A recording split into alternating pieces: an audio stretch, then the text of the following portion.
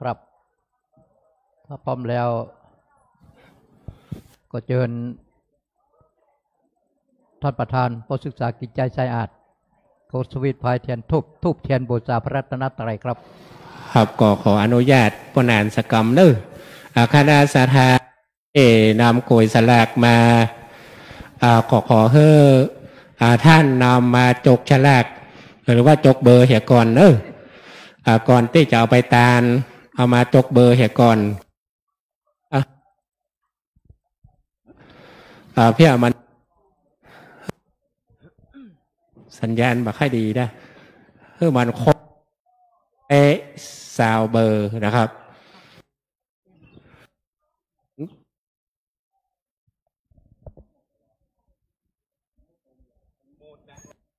สัญญาณ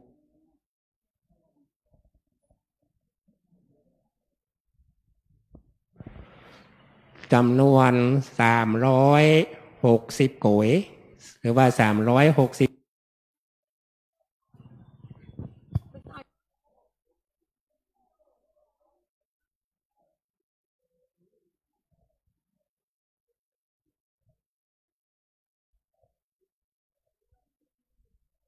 ครับต่อไปกลับพร้อมเดียวกันครับกลับ1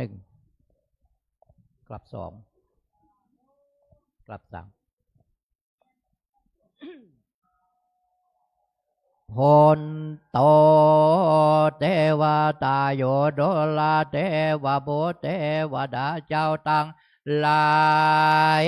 มวลหมู่อันสาธิตอยู่กู้แดนเมืองอันรักษายางแม่นำและฝ่ายเมืองอันเมเลเทเลียงองอาจอันรักษายาง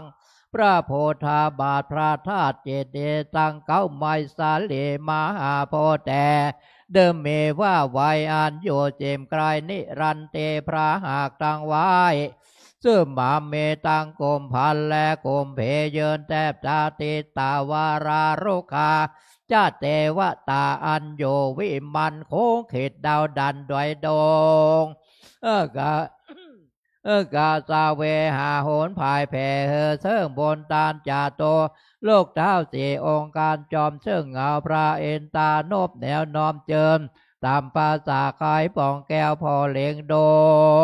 แผ่ลอดนักเริ่มลมจุมโปไปตามไตตังนางนัดทายแม่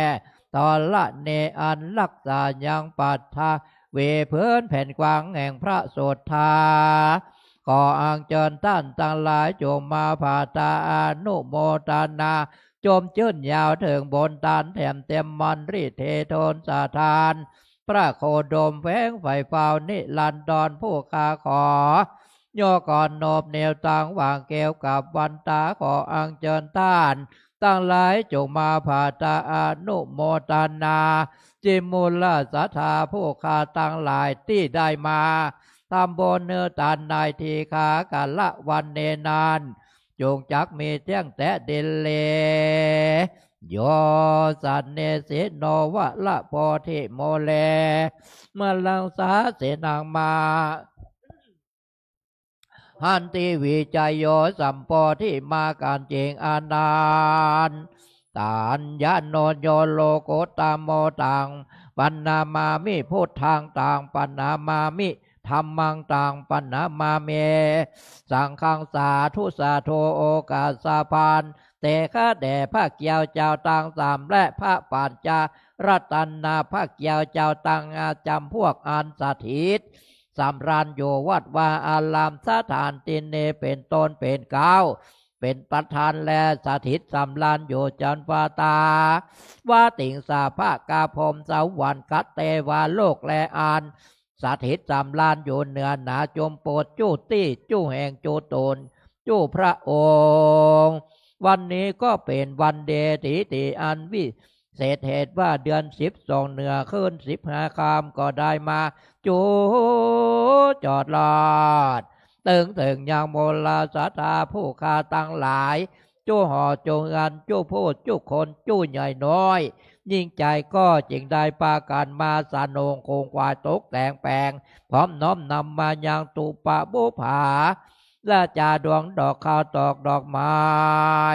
ไหว้เทียนและโอตานาพัตตาหารและน้ำสาร ตั้งหลายตามมวลปงเนเปื้อว่าจักนำเมื่อถ้าไหวปูจาเฮอตานแด่พระเกียวเจ้าทั้งสามและต่างหาพระองค์ว่าสนิทแต่ดีหลีขอพระเกียวเจ้าทั้งสามและต่างหาพระองค์จงมีธรรมาเมตตาเอ็นโดโคนาไหวหนาปาเตการับเอาอย่างปาลามิตราปูจาแห่งมลสัตาผู้คาต่างหลายเลียเพื่อเฮอได้โสมดังกรรมกรรมผาท่านาแห่งมลสัตาผู้คาต่างหลายว่าสันนิแต่ดีหลีบนยะลายสีอันนี้น่ามีมากเมื่อโมลาสถาผู้กาต่างหลายได้มาทำบนเฮือดานในทีคากาละวันเนก็ขอมาเป็นปัจจัยกรรมโจอดโนนยางมูลสถาผู้กาต่างหลายได้เอาตนตัวลอดพ้นเสียอย่างอันตรายต่างหลายต่างๆนานาเป็นต้นว่าข้อปีข้อเดือนข้อวันข้อยามข้อเจ็บใครได้พญาติข้อโมโลกาต่างหลายต่างๆนานาเพียริโลกาข้ออันได้ที่ได้มาปรากฏบังเกิดกับตนตัวแห่งโมลาสถาผู้ขาต่างหลายแล้วก็ขอเฮอได้หลังงับกับหายไปในทีคากาละวันเนข้ออันใดที่ยังบ่ได้มาปรากฏบังเกิดกับตนตัวแห่งโมลาสถาผู้ขาต่างหลายก็อย่าได้มาปรากฏบังเกิดแถมซึ่งยังแถมทรัพย์ประการแถมสามปอสองตั้งแต่มโหตาลายามนี้ไปปันนาขอเฮือโมลาสถาผู้ขาต่างหลายจงจำเลินไปโดยอายุปีอายุเดือนอายุวันอายุยามอายุวันนาสุขปลับประกอบไปโดย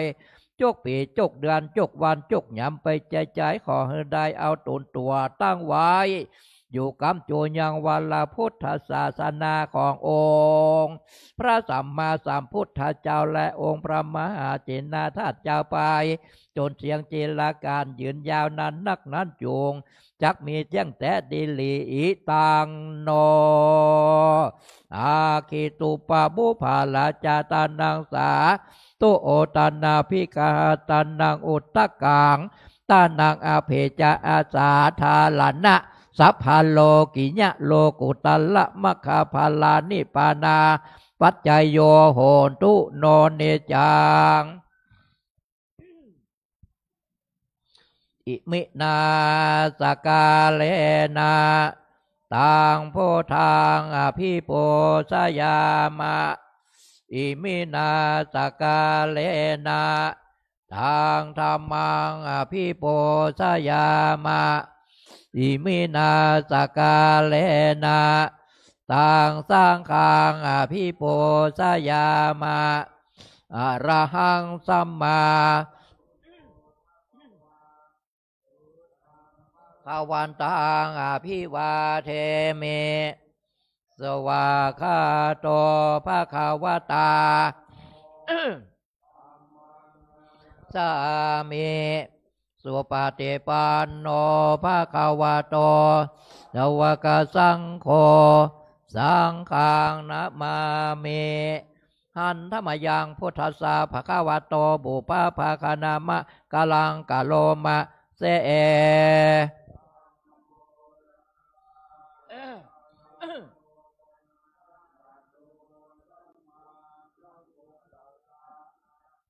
นะโม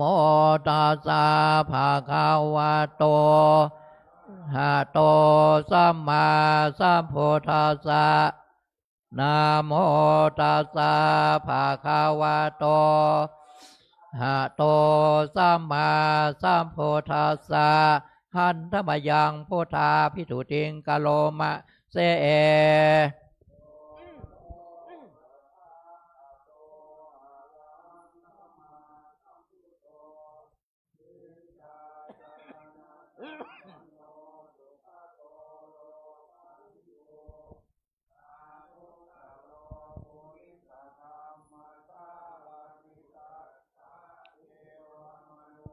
จานังโพโธภะคะวาโยยมังโลกังสัพพะมะกังสัสสะมานะพรามะเนงปะชัง ชยาอภิญญาสติกาตาวาปะเวเทเส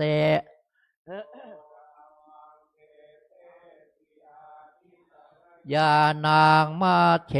กัลยานางปาลิโยนากัลยานางวาลปาลิปุณนางปาลิสุทางพระมจาริยังกาเสเส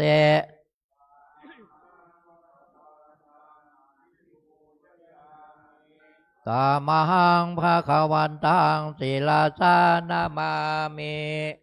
ทันธรรมยังธรรมาภิทุติงกะโลมะเสเอ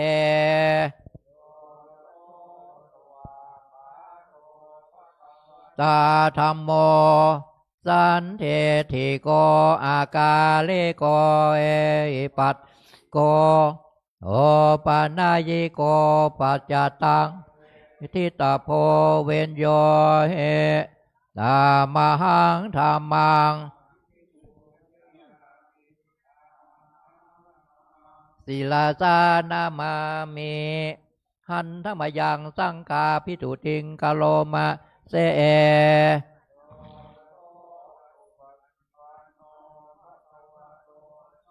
วากสังโฆ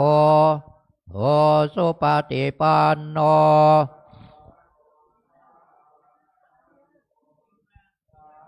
ปฏิปันโนภะคะวะโตสาวกสังโฆสาเมเจปฏิปันโน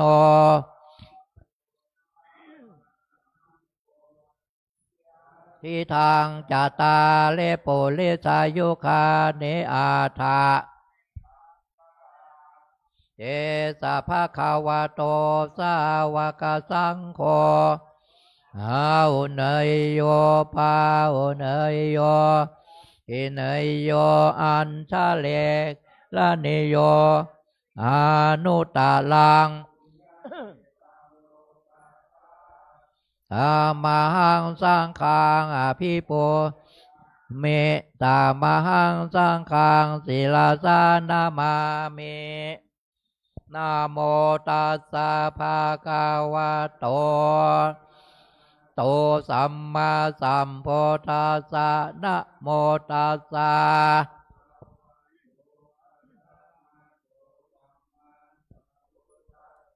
นะโมตัสสะภะคะวะโตอะระโตสัมมาสัมพุทธัสสะพุทธังสารนัง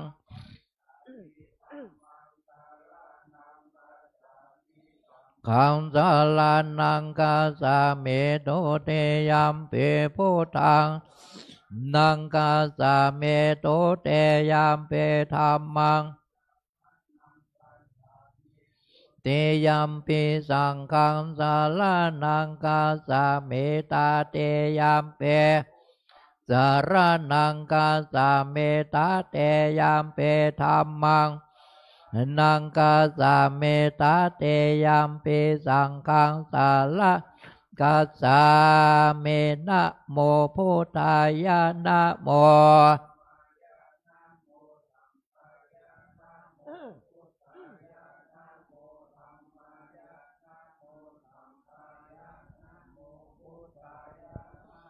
ธัมมายานะโมสังฆายาอัปปมาโนพุทโธโนธัมโมอัปปมาโนสังโฆอัปปมาโนอัปปมาโนธัมโมอัปปมาโนสังโฆอัปปมาโนอัปปมาโนธัมโมอัปปมาโนสังโฆ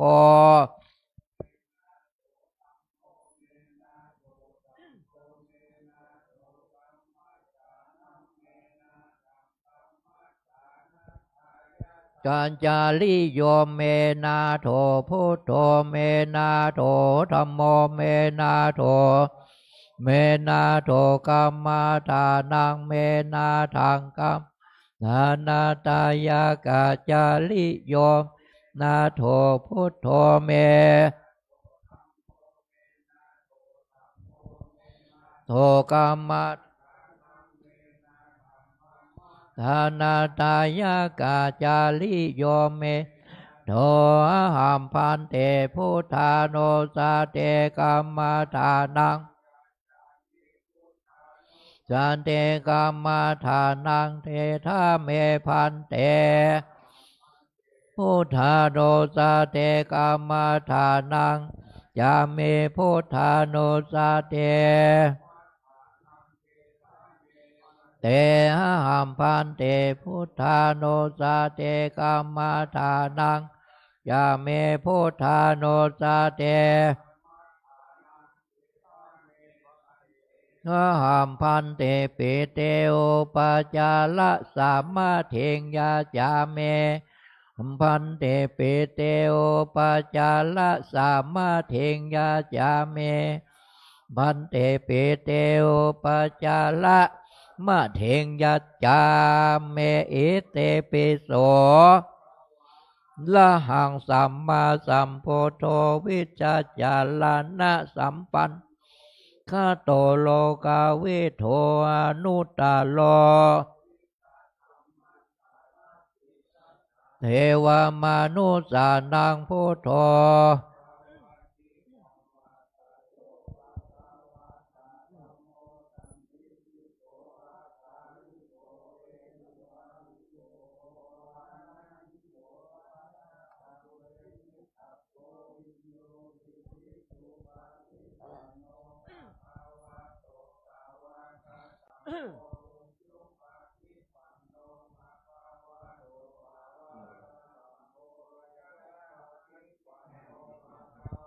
โตสาวกสังโฆสามเมเจปาติปันโนภาคาวะโตก็สังโฆยะที่ทางจาตาลิโปลิคาเนยธาปุเลสาปุคาลาเอสาภาคาวะโตบาโอนายโยทักขินายโยอันสะเลกาลนิโยตาลังปนยักเขตโลกัสสาเตอาเทเอมาสามิงเกสาโลมานะคาทันตาตาโจมังสังนะโลอาเทอาเทเมนจังวะกัง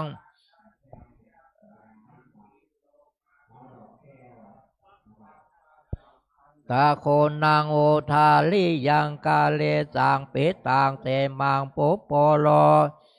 สิโทเมโทอาสุวาเสขะสิงคาเนกาลาสิกามุตังมัทธาแกขันเตนตาวาเตนสากาลังอายังอัตตาภาโวเตขังอนัตตาอาสุปเจอาสุพังอิมังกัมมัฏฐานังเจลังวาตายังกายโยปัทาเวงาทิเสสเตอาเปตาเวนญาณโนนิลาต่างวกาเลงฆาลังปัดเวทาตุอาโปธาโตเตโสธาตุวายโยปะขันโทเวทนาขันโทสัญญาขันโทสังขาราขันวิญญาณขันโทปัญจขันโทอาสัทธาภาหิตานิจจาทุกขาอนัตตาวิปาลินามธรรมาอานิจจาวตาอุปัฏฐาวายธรรมิโนโอปัสสิตาวานิโรธชันติเตสังโลปังอานิจจังคายะเทนานิจจังวาตานิปานังนามะโลปังพายะเทนาสุขังวาตานิปานังมะโลปังอนัตตาอาสาลกาเทนาสาลังปานังนามะโลปังอานิจจังนามะโลปังทุกขังนามะโลนาตานิจจังวาตานิปานังสุขังวาตานิปานังสาลังปาละมังสุขังสาธุตานะปาละเมสัมปันโนตานะละเมสัมปันโน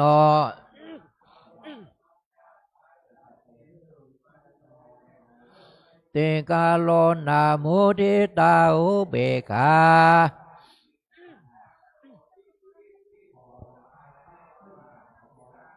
ลาเมสัมปันโนศีลาอุปปาลาเมสัมปันโนศีลา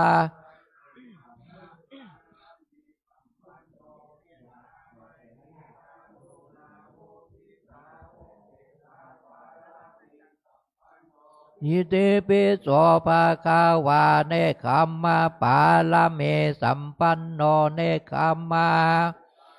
ลาเมสัมปันโนเนคัมมาปาลามาตาปาลาเมเมตตาไมตติกาโลนามุทิตาปิโสภะคะวาปัญญาปาลาเมสัมปันโนปัญญาลาเมสัมปันโนปัญญาปาลามาตาปาลาเมเมตตาไมตติกาโลนามุทิตาอาลาเมสัมปันโนอิติปิโสภะคะวายะปาลาเมสัมปันโนเวเลญะ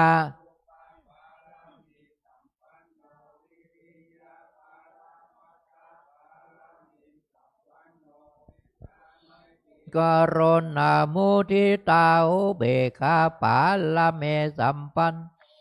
ติปิโสภะคะวาขันเตปาลาเมสัมปันโนขันเตเมสัมปันโนขันเตปาลามาตาปาลาเมสัมปันโนเปกขาปาลาเมสัมปันโนติปิโสภะคะวาสัจจะปาลาเมสัมปันโนสัจจะ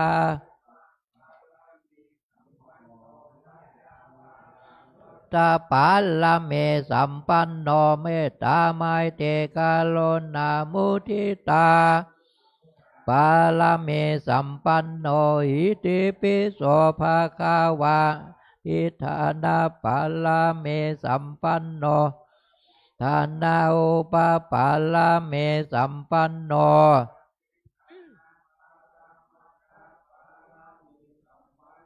เมตตาไมตติกาโลนามุทิตาอุเบกขาเมสัมปันโนอิติปิโสภะคะวาเมตตา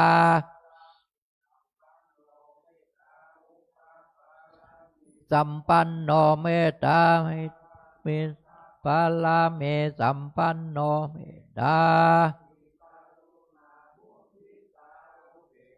ปาลาเมสัมปันโนอิติ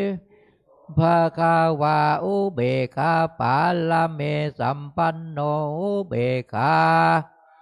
ลาเมสัมปันโนอุเบกขาปาลาเมสัมปันโนเมตตาไมตติ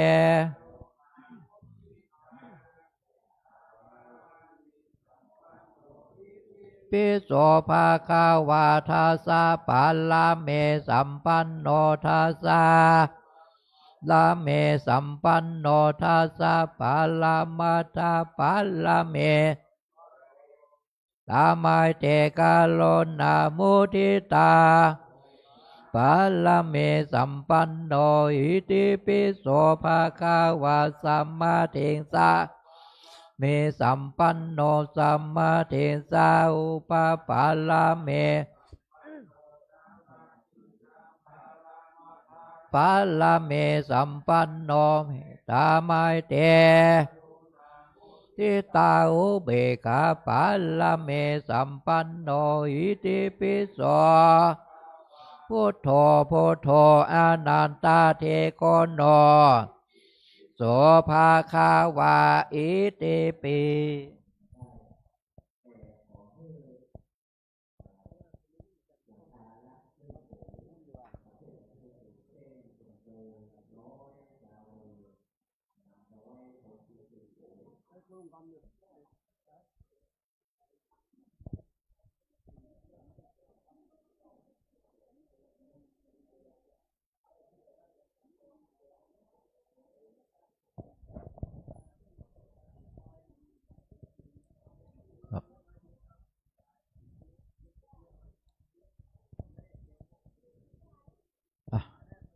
ต่อไป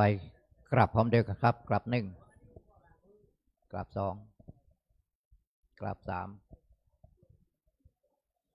อิมินาสกาเลนะทางโพทางอภิโพชยามาอิมินาสกาเลนะทางธรรมังอภิโพชยามาอิมินาสกาเลนะทางสร้างคางอภิโพหมาอะระหังสัมมาสัมพุทโธภะวา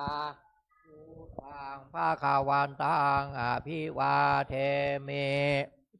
สวาคาโตธัมมังนามาสามิ สุปฏิปันโนสังฆังนามามิครับต่อไปครับท่านเจ้าคุณพร้อมเดียวกันกันเนอกับหนึ่งกับสองกับสาม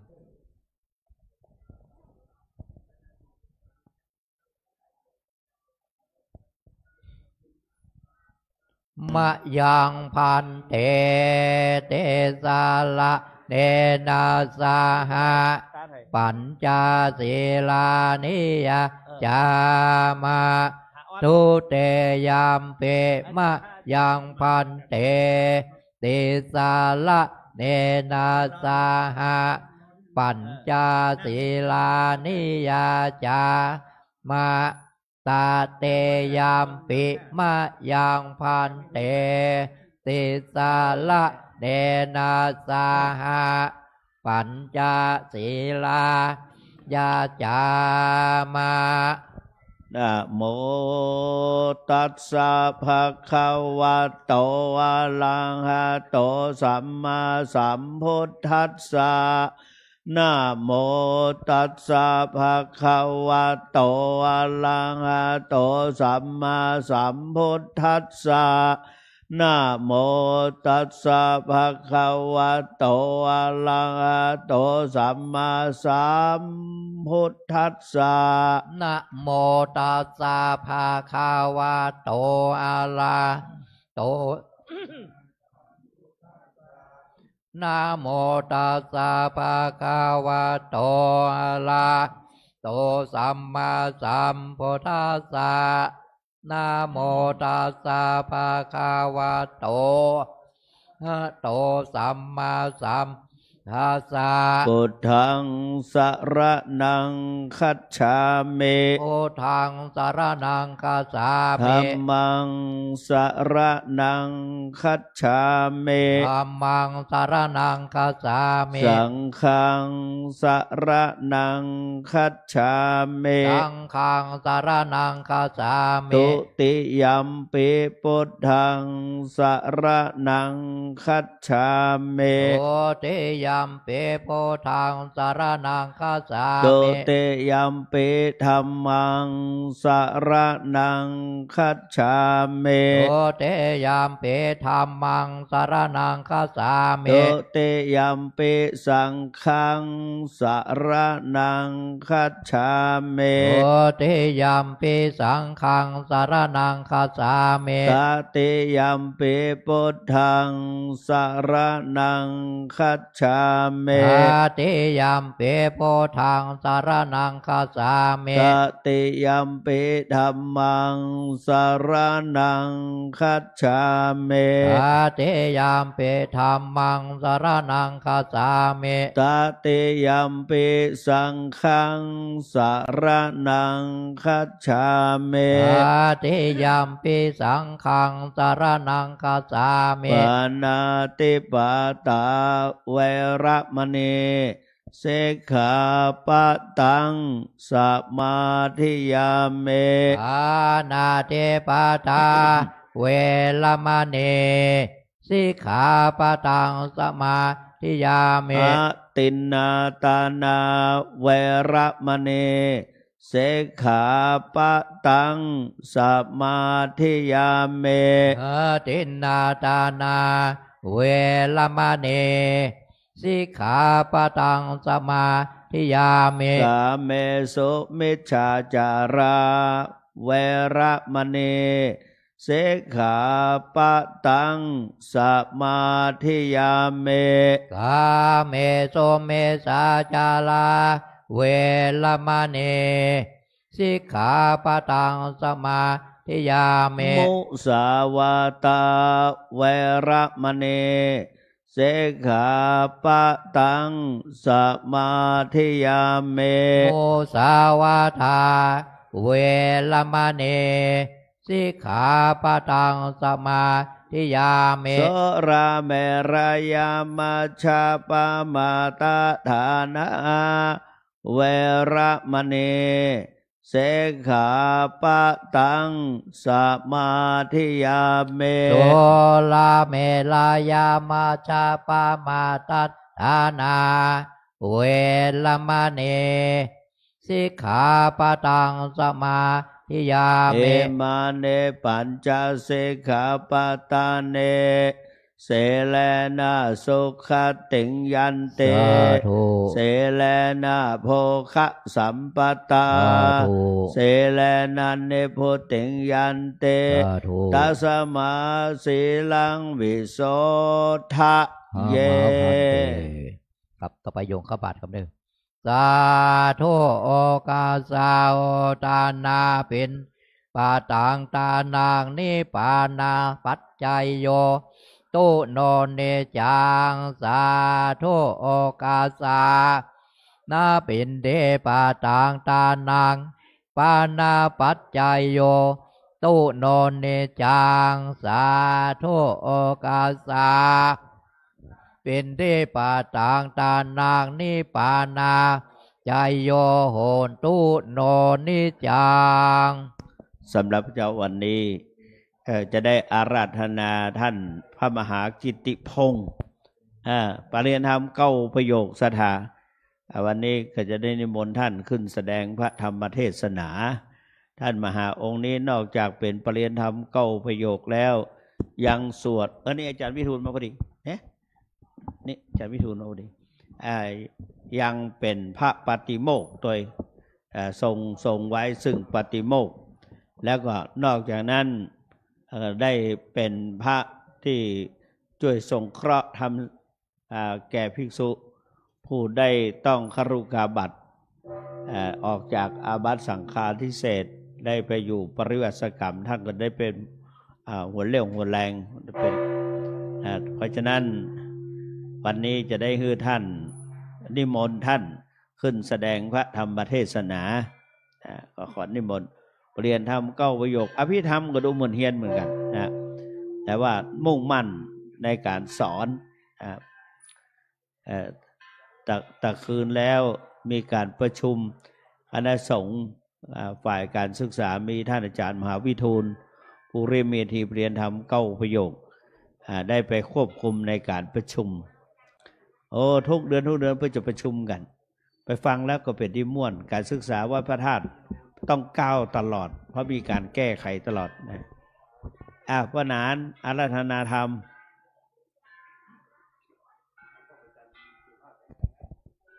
พระมาจาโลกาธิปเทสหัมปเทกัดอัญชะเลอันทิวัลังอัญญาจตาสัตติทาสัตตปรัสสกาสติกาเทเสตุธรรมังอนุกัมปิมังปะชังศึกษามานี่ก่อนอันนี้ไปเป็นกันเทศ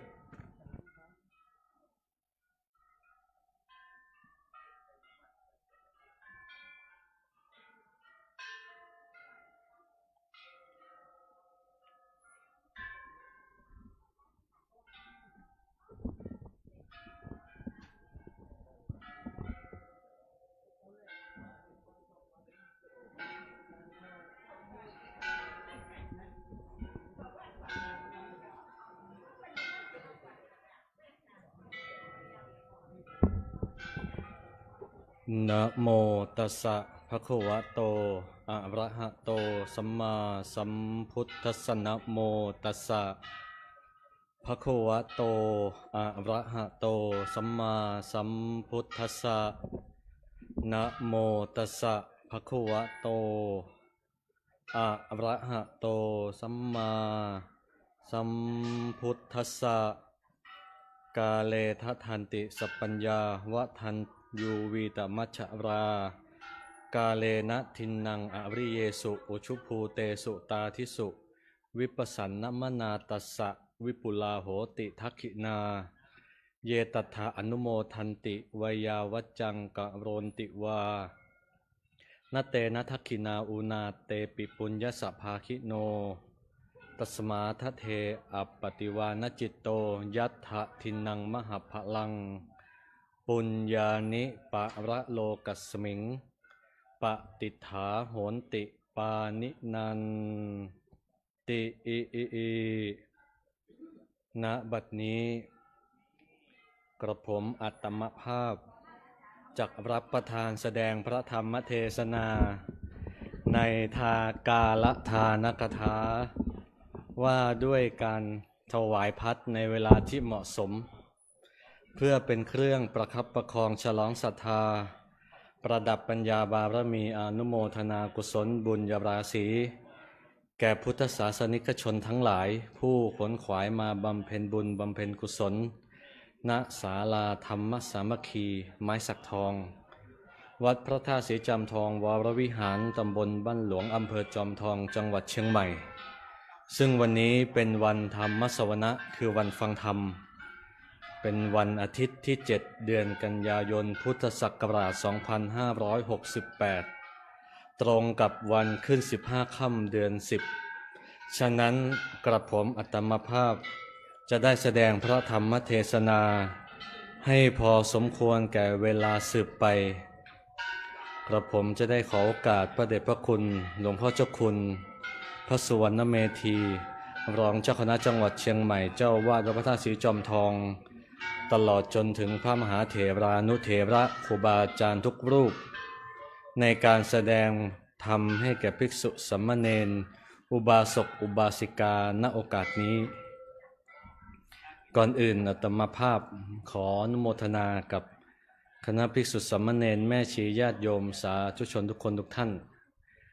ตลอดจนถึงผู้รับฟังอยู่ทางบ้าน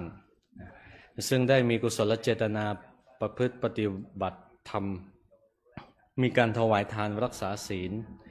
ทำวัดสวดมนต์และกำลังฟังธรรมอยู่ณขณะนี้นับว่าเป็นสิ่งที่น่าอนุโมทนาเป็นอย่างยิ่งและโมทนากับโยมมาสักครู่ด้วยบอกว่าให้อาตมายกไมค์ขึ้นหน่อยว่างั้นนะเสียงไม่ได้ยินโมทนาวันนี้ซึ่งวัดพระธาตุศรีจอมทองก็เป็นวัดที่จัดกิจกรรมหนึ่งซึ่งตามคัมภีร์ในพระวินัยแล้วถือเป็นกิจถือว่าเป็นเวลาที่เหมาะสมซึ่งปรารภถึงสลากภัตญาติโยมท่านทั้งหลายสลากภัตนั้นมีปรากฏอยู่ในคัมภีร์คือพระพุทธเจ้าเนี่ยอนุญาตในสมัยที่ข้าวยากหมากแพงนะญาติโยมท่านทั้งหลายแล้วพระพุทธเจ้าก็อนุญาตให้ภิกษุรับภัตได้ภัตในหนึ่งนั้นก็คือสลากภัตแล้วพระพุทธเจ้าอนุญาตให้ทำยังไงญาติโยมท่านทั้งหลายอนุญาตให้พระภิกษุผู้เป็นเจ้าหน้าที่เนี่ยให้เขียนอักษรลงในสลากไม้แก่นในคัมภีร์ว่าอย่างนั้นนะในสลากไม้แก่นหรือแผ่นป้ายตอกด้วยไม้ไผ่หรือไม้สารเป็นต้นว่าสลากภัตนี้เป็นของโยมชื่อนี้บ้านนี้เขาให้เขียนชื่อนะชื่อของโยมแล้วรวมกันสลากแล้วก็คนหมายถึงว่าให้ภิกษุเจ้าหน้าที่นี้ใส่ในกระเช้าหรือขนดจีวรนะคนไปมาจนถึงข้างบนและข้างล่างถ้าลำดับมีพึงแจกไปตามลำดับถ้าไม่มีให้แจกตั้งแต่ พระสงฆ์ที่เป็นพระมหาเถระลงมาแจกลำดับสงฆ์ว่าอย่างนั้นอันนี้ในคัมภีร์ว่าให้เขียนชื่อลงในสลากปัจจุบันก็มีน้อยนะที่จะทำกันแบบนี้อาตมาได้ไปถามหาครูบาอาจารย์ว่ายังมีไหมยังมีนะโยมเขียนชื่อเสร็จแล้วก็ให้พระภิกษุจับฉลากจับเสร็จแล้วไปบ้านโยมไปรับพัดที่บ้านโยมอันนี้ในคัมภีร์นะแต่ปัจจุบันเราก็โยมมาที่วัดพระไม่ต้องไปละโยมมาที่วัดพระภิกษุเจ้าหน้าที่ก็นำสลากของโยมที่เขียนเป็นเบอร์ใช่ไหมเราก็ไม่ได้เขียนชื่อแล้วก็เขียนเป็นเบอร์แทนแล้วเจ้าหน้าที่ก็ให้ภิกษุจับตั้งแต่พระเถระผู้เป็นประธานสงฆ์ลงมาก็เหมือนกันโยมท่านทั้งหลายอันนี้ไม่เป็นอะไรในคัมภีร์บอกอยู่ว่าเวลาแจกสลากพัดเนี่ยนะ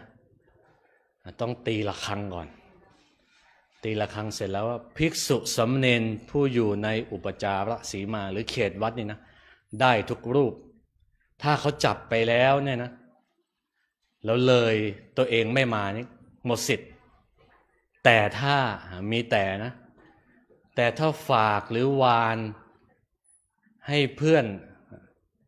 ที่มาร่วมจับสลากพัดเนี่ยนะรับแทนก็เป็นอันได้นะอันนี้รับแทนก็ได้นี่ตามคัมภีร์อันนี้ในส่วนของบรรพชิตวิธีกล่าวสรุปโดยย่ออย่างนี้มาในส่วนของคฤหัสถ์บ้างเอาว่าโดยประเพณีแล้วญาติโยมท่านทั้งหลายอย่างวัดพระธาตุสีจอมทองของเราก็จัดเป็นชื่อกิจกรรมว่าประเพณีตาลก๋วยสลักอันนี้เป็นประเพณีของวัดเราที่ทำถ้าในชื่อตามกิจกรรมเนี่ยส่วนมากเขาก็จะใช้คำว่าปุพพเปตพลีเป็นการทำบุญชนิดหนึ่งอุทิศให้แก่ผู้ที่ล่วงลับไปแล้วนี่ก็เป็นชื่อในศัพท์ของทางศาสนาเขานะชื่อว่าปุพพเปตพลีก็คืองานอุทิศบุญกุศลปกติแล้วชาวล้านนาเราเนี่ยจัดกิจกรรมประเพณีสลากพัดแบบนี้นะส่วนมากจะจัดกันในวันแรมวันขึ้น15ค่ำเดือน10บ้างเดือน11บ้างเดือน12บ้างอันนี้ประเพณีที่จัดกันมาทุกปีเป็นเวลามานานแล้วภาคอื่นล่ะภาคเหนือยังมีเสริมอีกว่าอีกที่หนึ่งในจังหวัดลำพูนนี่เขาเรียกว่าเป็นสลากย้อมนะสลากย้อมก็ต้นสลากย้อมเนี่ยเขาจะจัดใหญ่โตสูง15ถึง20ขออภัย5ถึง15เมตรเพราะว่าอย่างนั้นในส่วนภาคกลางก็จะทำบุญชื่อว่าทำบุญศาสตร์ไทยก็จะถวายภัตตาหารข้าวหวานแก่ภิกษุภาคใต้ล่ะภาคใต้นี่เป็นศาสตร์เดือน10เขาว่าชิงเปรตว่างั้นอันนี้ภาคใต้ถวายเหมือนกันญาติโยมท่านทั้งหลายอาหารข้าวหวานผลหมากรากไม้เขาบอกมีการชิงหลารับส่งเปรตอันนี้ของประเพณีภาคใต้เขาภาคอีสานล่ะภาคอีสานเป็นการทำบุญข้าวสลากข้าวขออภัยทำบุญข้าวสากประดับดินถวายอาหารข้าวหวานเหมือนกันและผลไม้ส่วนภาคใต้นี่ชื่อแปลกหน่อยโยมภาคใต้เขาชื่อว่าแซนโดนตาขออภัยภาคอีสานใต้นะแซนโดนตาเป็นประเพณีของน่าจะสืบมาจากประเทศเพื่อนบ้านถวายอาหารข้าวหวานผลหมากรากไม้เหมือนกันอันนี้แต่ละภาคมีการทำบุญเหมือนกันต่างกันแค่ชื่อว่าอย่างนั้นญาติโยมท่านทั้งหลายสลากพัดเนี่ยพระพุทธเจ้าอนุญาตในคราวที่เป็นข้าวยากหมากแพงก็คือ ถวายในเวลาที่เหมาะสมเหมาะควรว่าอย่างนั้นพระพุทธเจ้าตรัสว่าเวลาที่เราจะทำบุญเนี่ยถวายในเวลาที่เหมาะสมเนี่ยมีอะไรบ้างก็ปรากฏในปัญจกนิบาตอังคุตรนิกายว่าดูก่อนภิกษุทั้งหลายกาลทาน5ประการนี้5ประการเป็นไฉนคือ 1. ทายกย่อมให้ทานแก่ผู้มาสู่ถิ่นของตนประการหนึ่งนะประการที่2ให้แก่ผู้เตรียมจะไปประการที่3ในสมัยข้าวยากหมากแพงประการที่4ในคราวข้าวใหม่ถวายข้าวใหม่แก่ภิกษุผู้มีศีลประการที่5ถวายผลไม้ใหม่แก่ผู้มีศีลดูก่อนภิกษุทั้งหลายกาลทาน5ประการมีชนี้ปรากฏว่าสลากพัดเราอยู่ในสมัยของทานก็คือในสมัยที่ข้าวยากหมากแพงคืออนุเคราะห์แก่ญาติโยมที่ไม่สะดวกในสมัยนั้นภิกษุหารับพัดไปบิณฑบาตนี้ได้ยากเลยอนุญาตเปิดโอกาสให้ญาติโยมได้ทำบุญถวายพัดเป็นชนิดสังฆทานแก่ภิกษุนี่พระพุทธเจ้าตรัสไว้แล้วก็ยังพูดถึง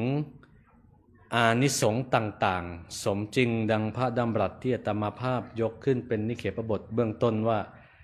กาเลทัทธันติสัพปัญญาเป็นต้นแปลเป็นไทยใจความได้ว่าผู้มีปัญญารู้ความประสงค์ปราศจากความตระหนี่ย่อมให้ทานในการที่ควรให้เพราะผู้ให้ทานตามการในอริยะเจ้าทั้งหลายผู้ปฏิบัติซื่อตรงผู้มีใจคงที่เป็นผู้มีใจผ่องใสทักษิณาทานจึงมีผลไพบูลย์ชนเหล่าใดย่อมอนุโมทนาหรือช่วยเหลือในทักษิณาทานนั้นทักษิณาทานนั้นย่อมไม่มีผลบกพร่องเพราะการอนุโมทนาหรือการช่วยเหลือนั้นแม้คนที่อนุโมทนาหรือช่วยเหลือย่อมเป็นผู้มีส่วนแห่งบุญเพราะฉะนั้นผู้ที่มีจิตไม่ท้อถอยจึงควรให้ทานในเขตที่มีผลมากบุญทั้งหลายย่อมเป็นที่พึ่งของสัตว์ทั้งหลายในโลกหน้าญาติโยมท่านทั้งหลายพระพุทธพจน์นี้สรุปโดยย่ออีกว่าเราท่านทั้งหลายหากรู้ว่าการไหนเหมาะสมรู้ว่าถวายให้ใครถวายเมื่อไหร่แล้วเนี่ยจิตปราศจากความตระหนี่บุญที่ญาติโยมได้ทำทานนั้นมีผลไพบูลย์ให้ผลมากจนถึงโลกหน้าเลยนี่สรุปเป็นพระพุทธพจน์โดยใจความสั้นๆญาติโยมท่านทั้งหลายอาตมาภาพจะนำเรื่องราวที่เกี่ยวข้องสลากพัดในคัมภีร์อัตถกถาธรรมบทให้ญาติโยมทั้งหลายได้ฟังเป็นเรื่องนิทานประกอบจริงๆมีปรากฏอยู่2แห่งแรกที่ปรากฏชัดเป็นเรื่องของนางยักษิณีชื่อว่ากาลีบอกว่าถวายสลากพัดเริ่มตั้งแต่นั้นจนถึงปัจจุบันแต่เรื่องราวไม่ได้เล่าให้ฟังว่าทำยังไงอะไรยังไงแต่มีปรากฏโดยเทียบเคียงอยู่ในปัณฑิตวรรคนะเป็นเรื่องอดีตของสามเณรรูปหนึ่ง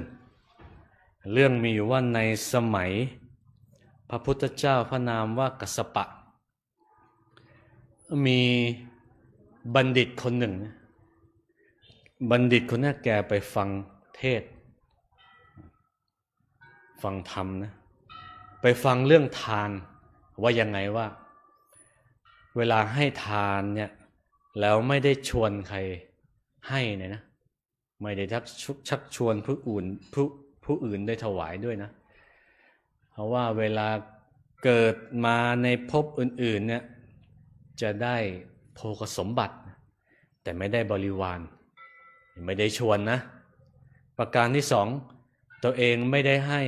ไม่ได้ชักชวนเลยนะเกิดมาในภพไหนชาติไหนก็ไม่ได้ทั้งทรัพย์สมบัติบริวารก็ไม่มีอันนี้นะถ้าให้เองแต่ไม่ชวนก็ได้แต่ทรัพย์ไม่ได้บริวารถ้าทั้งให้เองด้วยชักชวนด้วย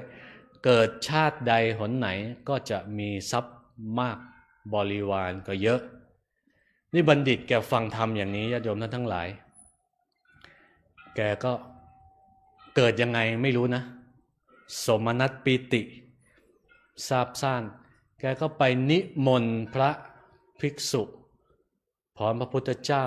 20,000 รูปเลยนะฟังเทศและศรัทธาไปนิมนต์ไม่รู้ว่าตัวเองมีกำลังหรือเปล่าแกอาศัยตรงเนี้ยไปนิมนต์พระพร้อมพระพุทธเจ้า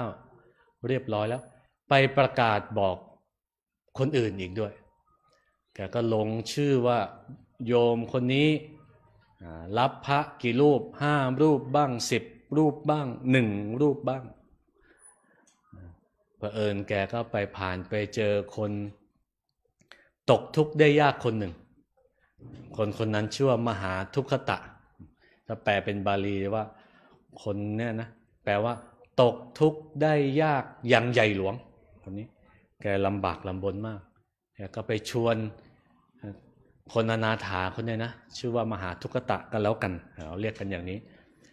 ไปชวนบอกว่าเอ็งสนใจทำบุญไหมเรานิมนต์พระไว้ตั้งเยอะนะรับสักรูปไหมแกก็ไม่อยากจะรับนะตัวเองก็จนนะ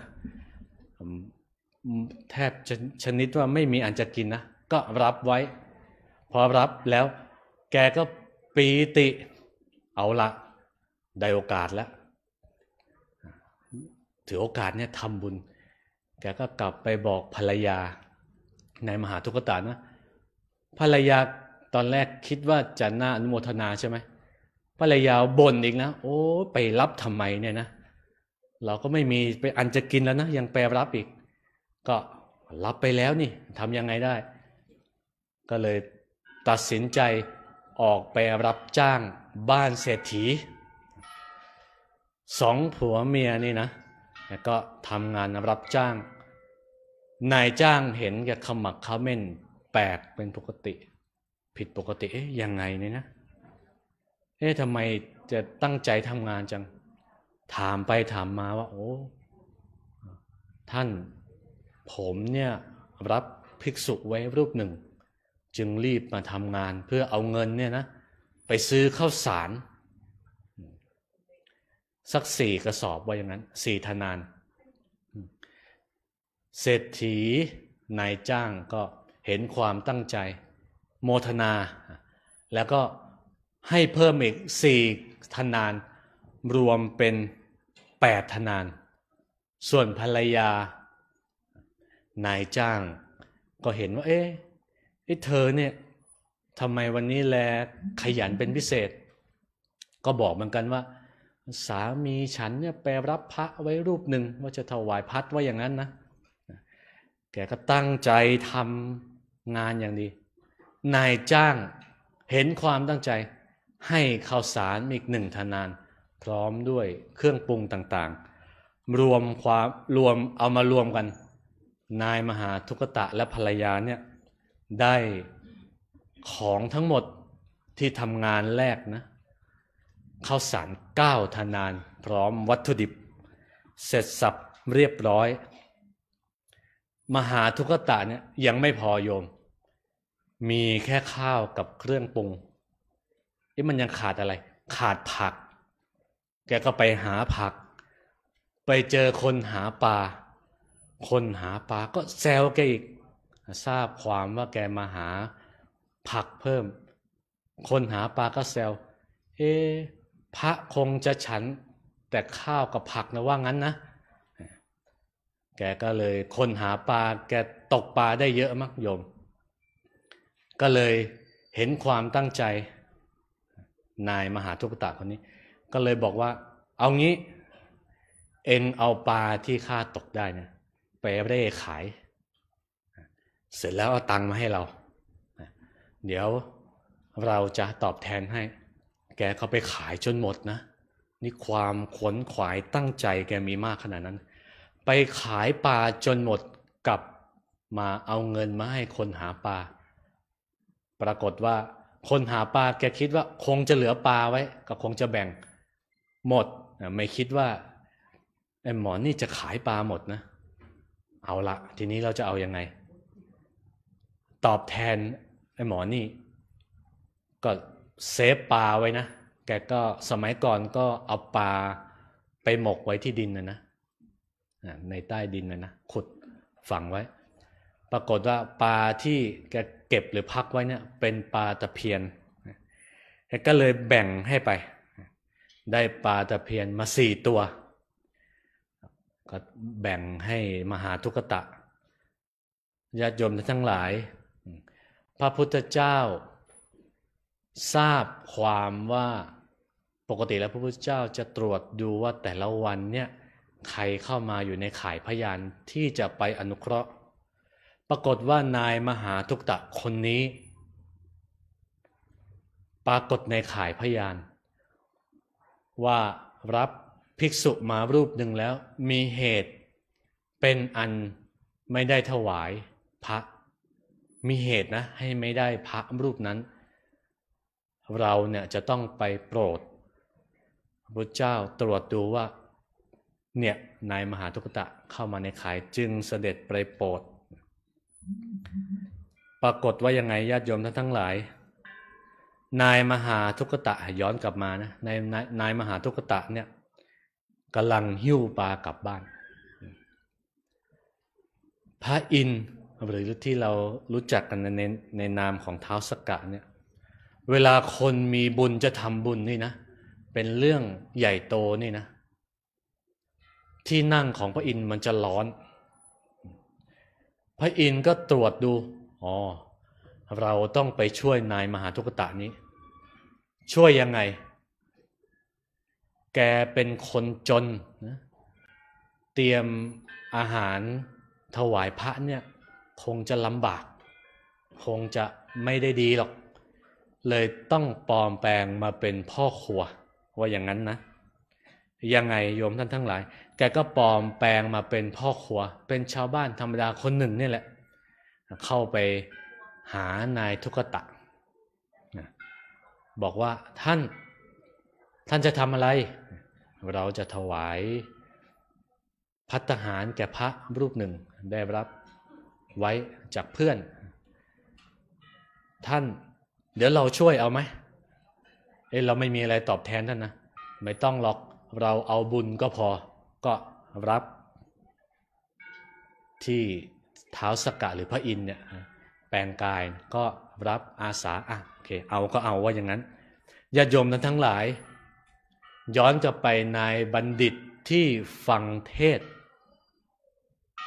แล้วรับนิมนต์พระตลอดจนถึงพระพุทธเจ้า 20,000 รูปเนี่ยปรากฏว่าแกลืมจดบันทึกของเพื่อนนายมหาทุกตะเนี่ยนะเพราะว่าแกรับไว้1 รูปใช่ไหมแกคิดว่าแกคงจำได้แต่พอถึงเวลานี่แกลืมตายแล้วทีนี้ทำยังไงนายมหาทุกตะก็เสียใจคร่ำครวญแกสาตั้งใจนะผมนี่ต้องตื่นแต่เช้าไหนไปบอกกับภรรยากับว่าอีกนะตอนแรกว่าจะไม่ถวายพระแล้วภรรยาก็ว่าผมต้องตื่นแต่เช้าไปทำงานแลกกว่าจะได้ข้าวสารกว่าจะได้ผักมาเนี่ยโชคดีได้ปลามาอีก4 ตัวเนี่ยแกก็บ่นเพ้อตอนนั้นชาวเมืองแกก็ลุมว่าในบัณฑิตคนนี้นะท่านบกพร่องได้ยังไงเนี่ยสงสารเขาไหมเนี่ยแล้วก็เลยแนะวิธีว่าเอาอย่างนี้เอ็งไปกราบทูลพระพุทธเจ้าแกก็ไปจริงนะวันนั้นพระพุทธเจ้าประทับอยู่ที่ คันธกุฎีอยู่ในที่ประทับนะปกติแล้วญาติโยมท่านทั้งหลายพระราชาเสนาอมาตย์เนี่ยปกตินะจะรอรับบาตรพระพุทธเจ้าว่าวันเนี้ยพระพุทธเจ้าจะประทานบาตรให้แก่ใครคือประทานให้กับใครก็ไปรับพัดกับคนนั้นปรากฏว่ารอคอยอยู่อย่างนี้นะพระราชาก็ถามเห็นนายมหาทุกตะคนเนี้ยจำได้ว่าปกติเนี่ยแกรอกินข้าวก้นบาตรพระนะแกมาทำไมปรากฏว่านายมหาทุกตะเนี่ยเข้าไปกราบทูลบอกว่าพระองค์โยมเนี่ยนะในพระนครนี่นะโยมเนี่ยลำบากที่สุดละขอพระองค์จงอนุเคราะห์โยมด้วยเถิดด้วยที่ว่าพระพุทธเจ้าจะโปรดอยู่พอดีใช่ไหมพระเจ้าก็ประทานบาตรให้นายมหาทุกตะพระราชาพร้อมอมาตย์เห็นแล้วก็ตะลึงเลยเห็นพระพุทธเจ้าประทานบาตรให้กับนายทุกตะเนี่ยพระราชาก็ไปต่อรองนะมหาทุกตะเองจะเอาอะไรถวายพระพุทธเจ้าเองนี่จะมีปัญญาไหมว่าอย่างนั้นนะมหาทุกตะก็ไม่ได้ว่าอะไรพระราชาเสนองี้เอาไหมเราให้เงิน100,000เอาไหมปรากฏว่าไม่เอานะก็ดึงดันไม่เอาไม่ให้ก็ไม่ให้ยังไงก็ไม่ให้ปกติแล้วเนี่ยเวลาพระพุทธเจ้าประทานบาตรให้ใครถ้าจะไปชิงเอามาเนี่ยเขาถือว่าห้ามนะเป็นข้อประพฤติที่ห้ามกันปรากฏว่านายมหาทุกตะก็ไปจัดเตรียมพัดพระอินทร์ที่แปลงกายมาก็จัดพัดเสร็จสับให้เรียบร้อยพระพุทธเจ้าก็เสด็จไปยังบ้านของนายทุกตะโยมเกิดอะไรขึ้นรู้ไหมเวลาพระพุทธเจ้าทุกพระองค์นะเวลาจะเสด็จเข้าบ้านของใครแผ่นดินจะยุบลงมาโยมและพระพุทธเจ้าก็เสด็จเข้าไปหรือบ้านก็จะยกสูงขึ้นนี้ด้วยพุทธานุภาพในคัมภีร์ว่าไว้อย่างนั้นนะเพื่อสะดวกแก่การเสด็จเข้าพระพุทธเจ้ารับพัดเสร็จสับเรียบร้อยด้วยอานุภาพที่พระอินทร์มาจัดแปลงกายมาจัดภัตตาหารให้นายทุกตะเนี่ยโยมเชื่อไหมกลิ่นภัตตาหารเนี่ยมันตลบอบอวนไปทั่วพระนครเลยนะมันหอมแต่จมูกว่าอย่างนั้นนะพระราชาประหลาดใจโหไปคิดดูถูกนะไปกราบทูลพระพุทธเจ้าว่าพระองค์ข้าพระพุทธองค์เนี่ยไม่เคยเห็นพัดแบบนี้เลยนะโอ้กลิ่นตลบอบอวนไม่เคยเห็นเลยกราบทูลแล้วก็เสด็จกลับพระราชนิเวศพระพุทธเจ้าเสวยภัตตาหารเสร็จกลับเรียบร้อยญาติโยมท่านทั้งหลายเกิดอะไรขึ้นท้าวสักกะแปลงกายเสร็จกลับไปยังเทวโลกเหมือนเดิมพระอินทร์ก็เลยบันดาล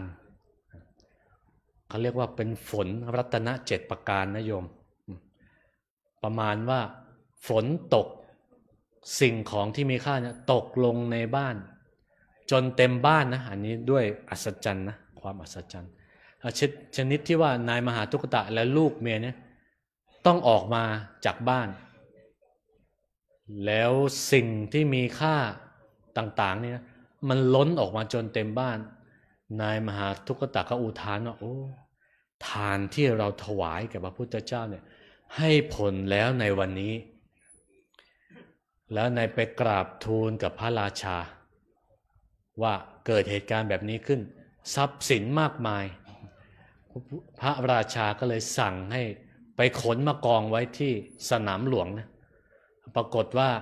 ขนออกมาเอาเกวียนไปขนเนี่ยตั้ง 1,000 เล่มนะขนออกมาในคัมภีร์ว่าสูงเท่าต้นตาลโยมมากขนาดไหนนะสิ่งของมีค่าแล้วพระราชาก็ประกาศถามว่าใครในเมืองเนี่ย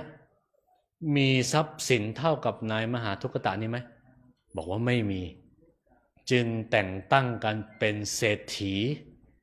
ในสมัยนั้นปกติแล้วเศรษฐีเนี่ยต้องมีเงินไม่ต่ำกว่า100 ล้านนะคนที่จะเป็นเศรษฐีได้นะไม่ต่ำกว่า100 ล้านเป็นต้นนี่ญาติโยมทั้งหลายผลที่นายมหาทุกตะให้เนี่ยนะถวายนี่นะให้ผลในปัจจุบันด้วยความตั้งใจของเขาที่ทำงานแลกด้วยแรงงานนิยมท่านทั้งหลายเป็นเรื่องราวในคัมภีร์ในอัตถกถาธรรมบทเราจะเห็นได้ว่าถ้าเราตั้งใจดีนะเรากล่าวถึงเจตนาใช่ไหมก่อนถวายขณะถวายและหลังถวายไปนี่นะถ้าเจตนาเราดีตั้งแต่แรกนะบุญนี้แรงและให้ผลบวกกับอีกว่าโชคดีที่ถวายแก่พระพุทธเจ้านะนายมหาทุกตะนี้โชคดีนะโยมเจตนาดีแล้วโชคดีที่ว่าถวายแก่พระพุทธเจ้าเลยให้ผลในปัจจุบันญาติโยมทั้งหลายสรุปประเด็นสำคัญว่าการถวายทานนั้นอยู่ที่เจตนาบุญจะแรงไม่แรงอยู่ที่เจตนาด้วยนะหากว่าเรานำสมมุตินะเรานำพัดมาถวายกับพระเนี่ยนะได้บุญแล้วนะขั้นแรกหากเราว่าไม่เราถวายแล้วเราไม่ได้ใส่ใจว่าบุญที่เราถวายเนี่ยจะให้ผลเรานู่นนี่นั่นนะกุศลไม่เกิดแยกเป็น2 ชนิดนะโยมนะบุญกับกุศลถ้าเรามาถวายตั้งแมะให้พระอย่างเดียวไม่ใส่ใจอะไรต่างๆนี่นะได้แต่บุญไม่ได้กุศลเพราะฉะนั้นเราต้องทำบุญขออภัยถวายทานแต่ละคราวนี่นะต้องให้ได้ทั้งบุญทั้งกุศลประดับจิตประดับใจเราว่าการถวายทานครั้งนี้เป็นไปเพื่ออะไรนี่ประเด็นสำคัญในการถวายทานในครั้งนี้และถวายให้ถูกที่ถูกเวลาถวายถูกเวลาเราก็ปรารภเอาในคราวสลากภัตในครั้งนี้ถูกที่ถวายแก่พระสงฆ์ตลอดจนถึงผู้ปฏิบัติเพื่อความเป็นโสดาบันกล่าวอย่างนี้ถึงจะมีอานิสงส์มากดังพรรณนามาชนี้ญาติโยมท่านทั้งหลายเทศนาปริโยสาเนในการเป็นที่สุดแห่งพระธรรมเทศนานี้อัตมาภาพขออนุโมทนาบุญแก่ญาติโยมท่านทั้งหลายที่ได้มาสั่งสมบุญญาราศีในครั้งนี้และขออ้างเอาคุณพระศรีรัตนตรัยคือพระพุทธพระธรรมพระสงฆ์บารมีธรรมแห่งพระเดชพระคุณพระพรหมมงคลหลวงปู่ทองเสริมังคละมหาเถระอดีตเจ้าวาดวัดพระธาตุศรีจอมทอง พร้อมด้วยบุญกุศลที่ท่านทั้งหลายบำเพ็ญมาแล้วตั้งแต่อดีตชาติจนถึงปัจจุบันชาติจงรวมกันเป็นตบะเดชะพลวะปัจจัยอำนวยอวยพรให้ญาติโยมท่านทั้งหลายจงมีแต่ความสุขความเจริญปรารถนาสิ่งหนึ่งสิ่งใดที่เป็นไปโดยชอบประกอบไปด้วยธรรมแล้วขอให้ความปรารถนานั้นจงพันสำเร็จ สมมโนรสมุ่งมาตามความปรารถนาทุกประการรับประทานแสดงพระธรรมเทศนาในกาลทานกถาก็เห็นว่าพอสมควรแก่กาลเวลาจึงขอสมมุติยุติลงคงไว้แต่เพียงเท่านี้ เอวังก็มีด้วยประการฉะนี้อันตมยังสาธุกาลังกโลมาเสสาธุสาธุสา โตนะโมตัสสะภะคะวะโตอะระหะโตสัมมาสัมพุทธัสสะนะโมตัสสะภะคะวะโตอะระหะโตสัมพุทธัสสะนะโมตัสสะภะคะวะโตอะระหะโตสัมมาสัมพุทธัสสะอิติปิโสภะคะวะอะระหังสัมพุทโธวิชชาจารณะสัมปันโนสุขโตโลกาเวโทอนุตตโลปุเรสธัมมาสารติสัทธามนุสานาพุทโธภะคะวะติสวากขาโตภะคะวะตาธัมโมสันติเตโกอากาลิโกเอหิปัสสิโกปันญิโกปัจจตังเวทิตาโพวิญโยเอเตโสปฏิปันโนภะคะวะโตสาวกสังโฆอุชุปฏิปันโนภะคะวะโตสาวกสังโฆ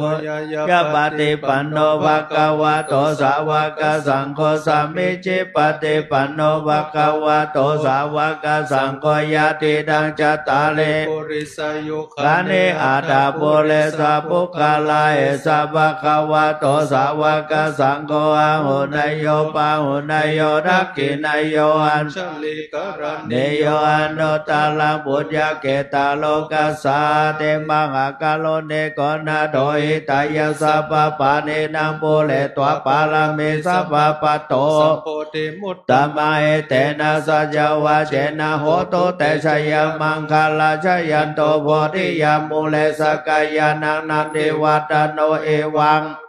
ชโยโหเอชยสุชยมังคเลอปะลาจิตปะลาเกสิเสปะดาวิโปกะเลอภิเสเกสัพพะพุทธานังอะกัปปะโตโมทติสุนัขตาโสมังคลาโสปะปะตาโสโหเตตาโสคันโดโสโมโหโตจะโสเยดังวะมาจาริโสปารากินังมาวาจากัมมังปารากินังปารากินังมโนกัมมังปานิทิเตปารากินังปารากินังเนกตวนาลาปันตเตปารากิเนถูกปะเคนฮัปปี้ป้อประจันบุตตะปะเคนที่ไหนปะเคนกันเทศโดยอันตะกี้แล้วก็ปีนึงอันปะเคนโดยก็ปีปะเคน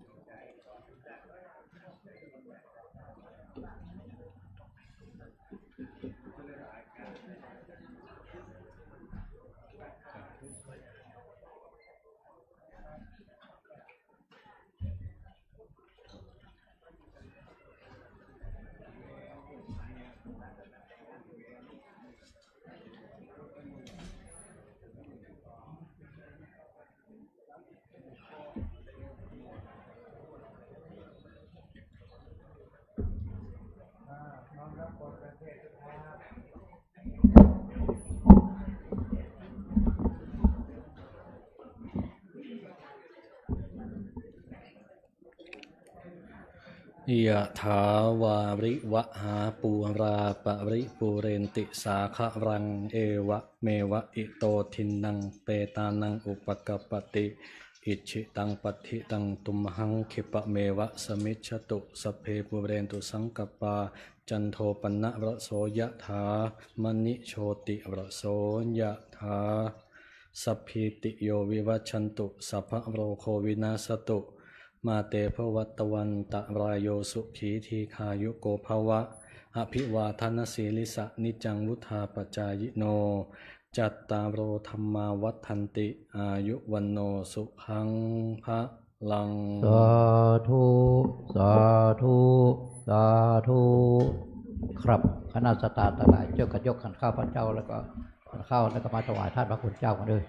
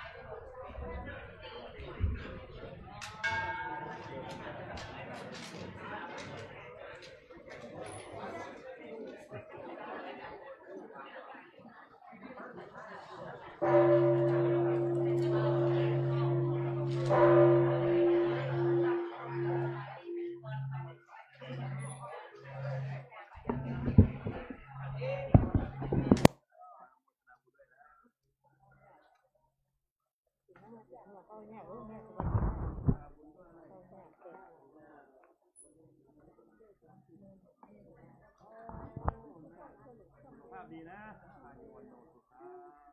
สุขภาพไม่ขอกับบุญทุกท่าน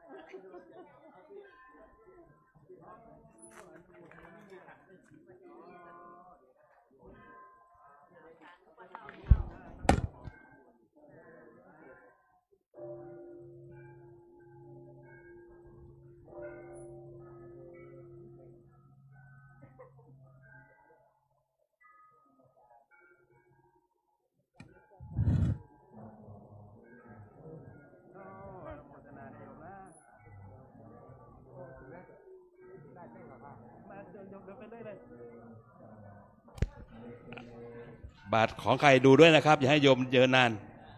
บาทใครดูด้วยนะครับบาทใครดูด้วย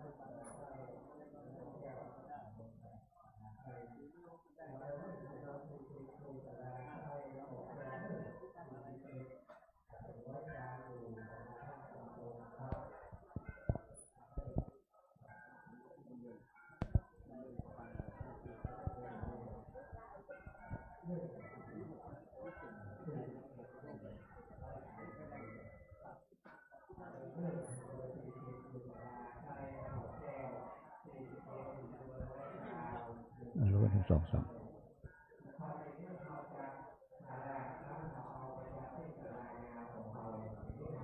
ครับต่อไปพร้อมแล้วก้าวกำถวายครับเนื้อ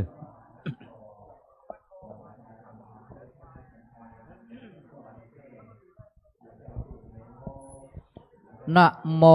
ตัสสะภะคะวะโตอะระหะโตสัมมาสัมพุทธัสสะนะโมตัสสะภะคะวะโตอะระหะโตสัมมาสัมพุทธัสสะนะโมตัสสะภะคะวะอะระหะโตสัมมาสัมพุทธัสสะว่าพร้อมเด็กกันครับเยมาเนมายังพันเตภัตตาเนสัปปาลิวาลาเนภิกขุสังฆสะโอโนชยามะสาธุโนพันเตภิกขุสังโฆอิมาเนภัตตาเนสัปปาลิวาลาเนปฏิฆานาโตอามากังขายะข้าแด่พระสงฆ์ผู้เจริญข้าพระเจ้าทั้งหลายขอน้อมถวายภัตตาหารพร้อมทั้งบริวารทั้งหลายเหล่านี้แก่พระภิกษุสงฆ์ขอพระภิกษุสงฆ์จงรับภัตตาหารพร้อมทั้งบริวารทั้งหลายเหล่านี้ของข้าพระเจ้าทั้งหลายเพื่อประโยชน์และความสุขความเจริญแก่ข้าพระเจ้าทั้งหลายตลอดกาลนานเทอญสาธุ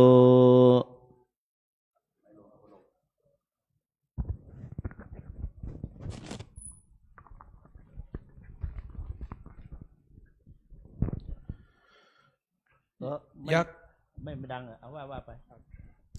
ยักษ์เขพันเตสังโฆชานาตุขอพระสงฆ์ทั้งปวงจงฟังคำข้าพเจ้า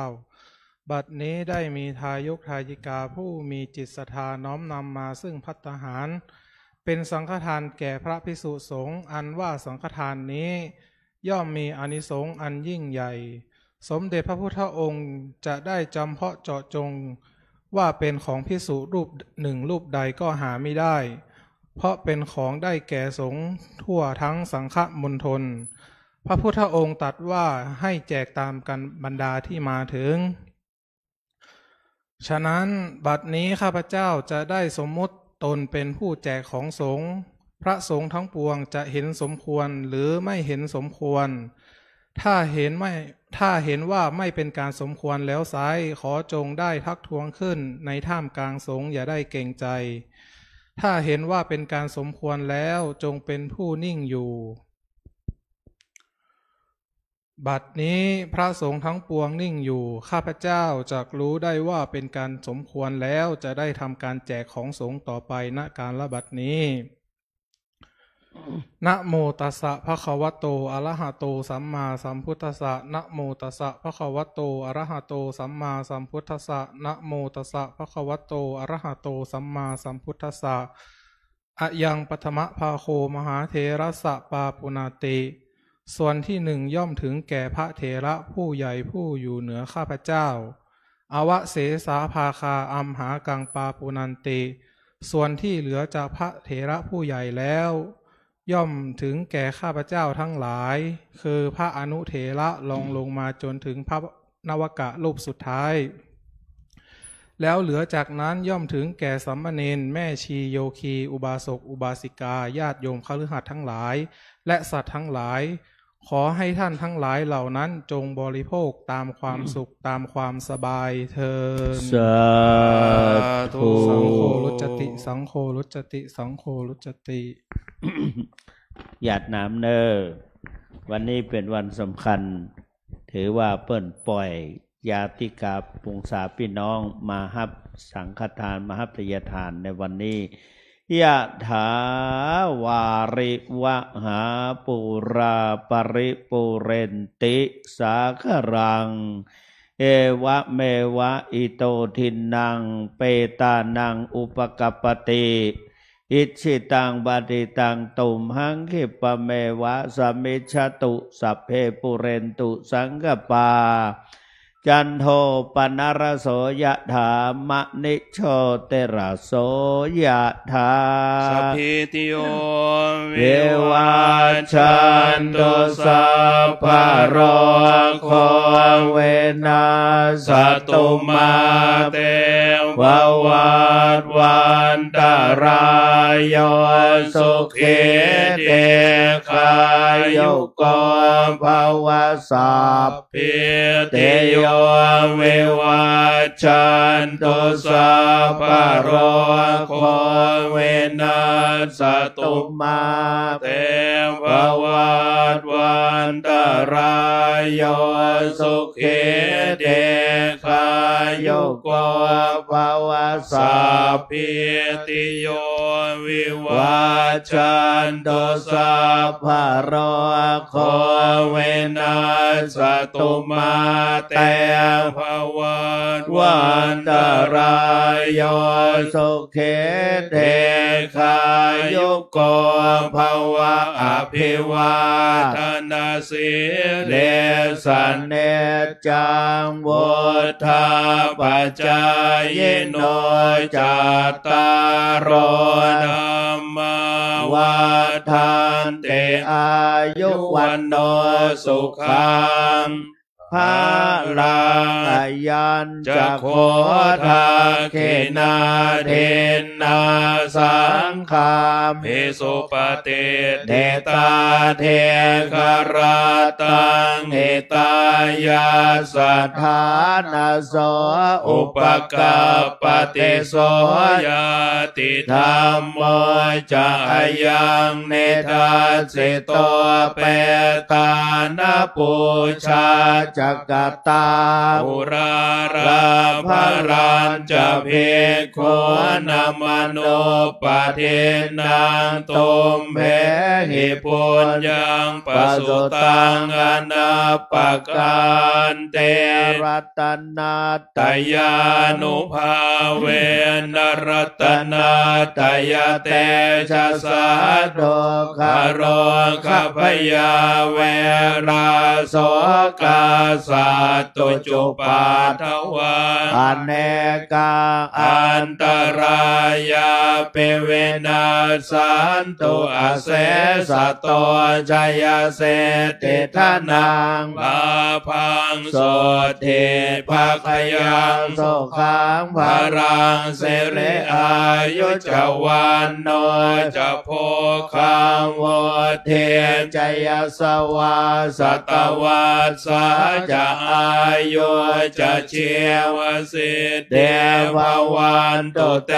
ภวตุสัพพมังคารังราคันตุสัพพเทวตาสัพพพุทธานุภาเวนัสทธาโสทิภวันตุเตภวตุสัพพมังคารังราคันตุสัพพเทวตาสัพพธรรมานุภาเวนัสทธาโสทิภวันตุเตภวตุสัพพมังคารังราคันตุสัพพเทวตาสัพพสังฆานุภาเวนัสทธาโสทิภวันตุเตสาธุสาธุสาธุครับต่อไปขอเชิญทุกท่านนั่งสมาธิเจริญภาวนาแผ่เมตตากุศลสู่ผู้ดลตามต่อไปครับ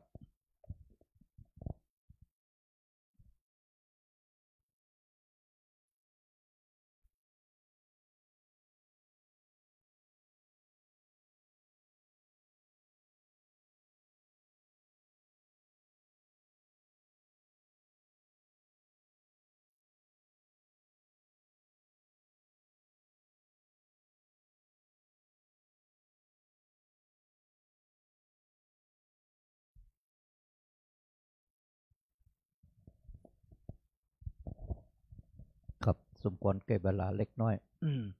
เยตังตานากามังนิปานาปัจจโยตุโนเนจังเอตังศีลกามังนิปานา ภาวานากามังนิปานาปัจจยโย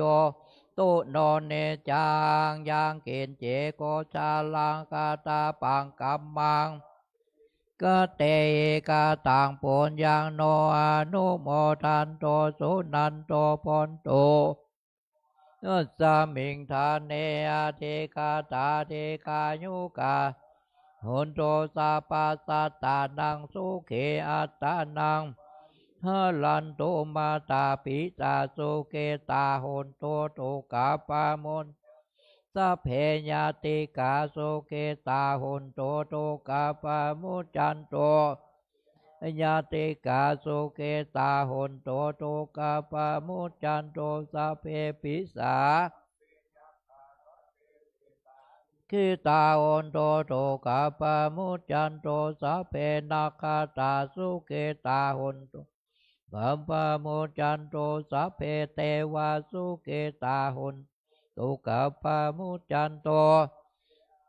ลิโยปัจจยสุเกตาหุนโตตุกาสัมปัตเตนังสามิตุโววันตามิพุทธังสัพพะเมโตสังฆามาตาเมวันเตมิธรรมังสัพพะเมโตสังฆามาตาเมวันตาเมกุลโลปัสสะจาริเยสัพพะสังฆามาตาเมวันเทวันตาเมกัมมาตานังสัพพะเมกัมมาตาเมวันเทวันตาเมอาละเมโตสังฆามาตาเมวันเทวันตามิเจติยัง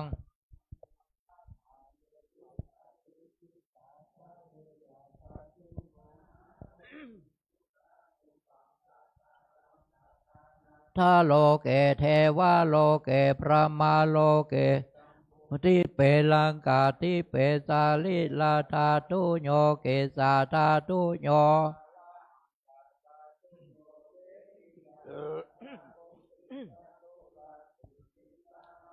ธรรมกาเตสะเปสัมปาตาเจติยัง